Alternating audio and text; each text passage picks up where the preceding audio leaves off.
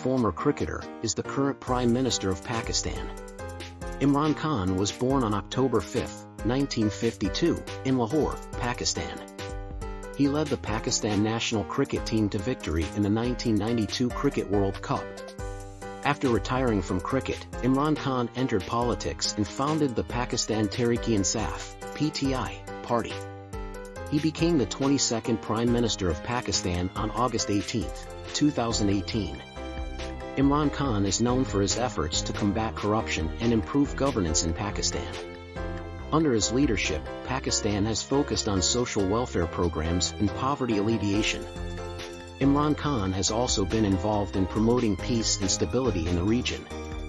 He has advocated for dialogue and peaceful resolution of conflicts. Imran Khan's leadership has brought significant changes to Pakistan's political landscape.